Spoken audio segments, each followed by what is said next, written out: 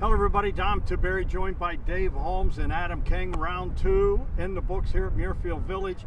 And we thought the guys that went off in the morning had a significant advantage, and I think they did. We saw Hideki Matsuyama, who won here in 2014 with a 7 under 7, and he is in second place at 7 under. And then here comes this Justin Suh kid, who nobody could score in the afternoon except he was able to, a 6 under 66. He has the lead at 8 under par. Yeah, Justin Suh is a really good player. He played for USC. He's a former Trojan. At one point was the #1 amateur in the world. Now he's, of course, a professional out here. But yeah, he played really well. Of the afternoon guys, by far the best player out there. Hideki Matsuyama took advantage. He's a 2014 champion. He knows this course really well. He does love it here, so he played well in the morning group. I think, Dom, you think 12, 13 under is going to win this thing. I think that's as high as it goes, honestly. Yeah. I think 11, 12 might actually get it done. Some guys, though, you don't want to count out. I mean, there are good names around here. Rory McIlroy and Jon Rahm, both very much in it. So I think it's a good mix of some fresh faces and familiar faces as we get ready for Saturday and Sunday. Adam, we talked to Chad Mark, who's the superintendent here. And my thing, and Dave and I talked about this, is that I think you do have a decided advantage here going off in the morning. Well, the leaders, they're not going to get off to go in the morning, and so whoever wins this is going to play the toughest conditions there are, unless someone goes out tomorrow morning, shoots a big score, and gets themselves in position. I think you're 100% right, and I think that's why the scores may not get to 12, because you're going to talk about Hideki just played this course as easy as he's going to see it, and even Suh, he played tough conditions. I think that's beyond more impressive than Hideki today, because he played this course in the same way a lot of other guys played it, maybe getting to 2 under, maybe getting to 3 under, and he was out there with some bogeys, still getting 6 under par on the day and to 8 under on the tournament. This course played like 2 different courses Thursday and Friday, and Chad Mark said he wants to keep it fair, but you can't change that. You can't change the idea that yesterday I was out here at 7 a.m. and my shoes were soaked from the dew on the course, and now we're standing out here on Friday and it's 90 degrees and the greens are caked. So, it's just what it is. Now, you're right, those leaders, they're going to have to deal with tough conditions no matter what. Dave, as I look at the forecast, Saturday's going to be another brutal day. Sunday, there might be a little bit of a break. But, they call Saturday moving day on the PGA Tour. This is when you get yourself in position to win a golf tournament. And, we talked to Chad Mark, and he said, obviously, in my opinion, Jack's getting even this year a little bit. This course is going to play very difficult the way he wants it. He's always said he wants it to be fair, but he wants the guys to think their way around this golf course. They just can't get up here and bomb it now with fear of the ball running through the fairways and getting into the rough. That's only 3 inches, but it's still a penalty.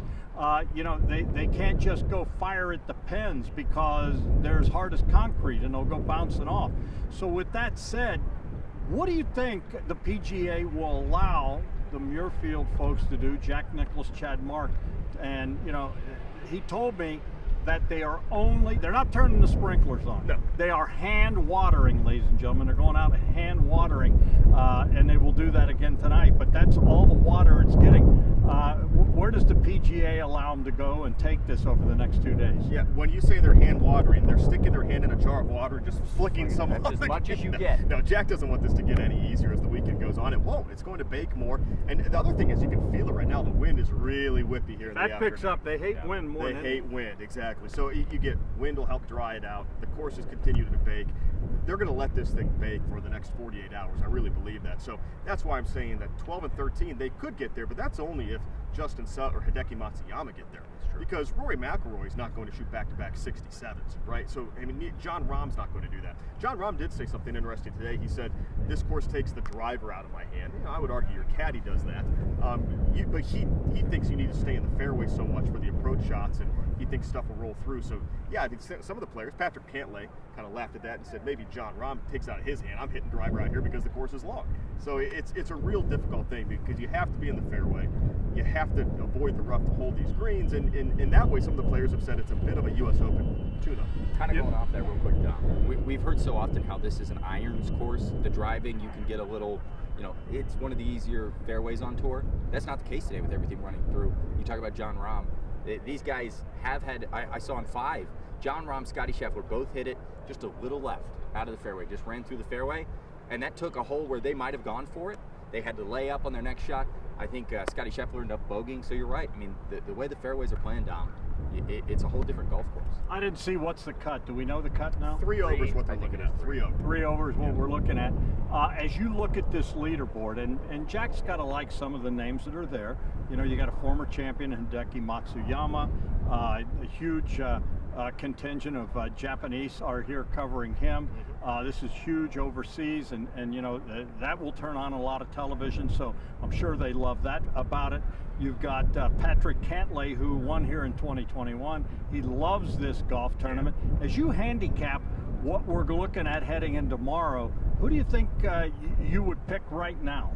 Yeah, I mean, I don't take anyone over the field, but if you're asking me who I think right now, I'd go Patrick Cantlay. Yeah, only being 2 shots back. I mean, Justin Sell's a really good player, and I talked about his amateur background, but this is a whole different monster here, leading here on the weekend. So I think Patrick Cantlay has experience here. He doesn't seem fazed by it. He's hitting the ball straight. I like him in this tournament. But again, Jon Rahm is just sleepwalking right now at 4 under par, and people aren't really talking about him. I mean, he's right there. I mean, he's the best player in the world, arguably. Scotty Scheffler might take liberty with that, but I think Rahm's the best player of the last couple of years. So he's still alive. But I would say Patrick Cantlay, if I had to pivot right now and pick a winner starting him. And I picked Rahm to win it, and I still think he has a shot. But I will say this, Adam, Hideki Matsuyama won this thing in 2014. He's an outstanding player. He's a grinder. He loves this kind of course. He's had success here.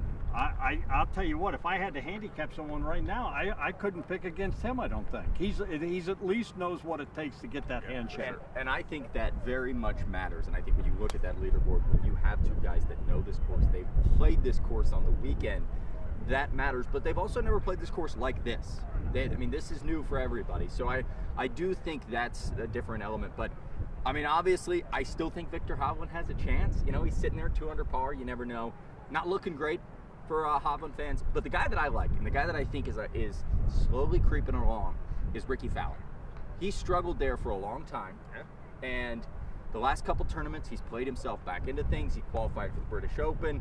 And now he's sitting there at 4 under par. He's a little bit of ways here, but all it takes is, you know, a 67 tomorrow for Ricky, maybe a 66, and he's really in this thing. He's a good golfer. We know he's a good golfer. He took a couple steps back. He's starting to get it all flowing again. All right, as we look at our picks, Jon Rahm, I think Rahm still has a shot. If I had to pick, I would say Matsuyama is right there as well.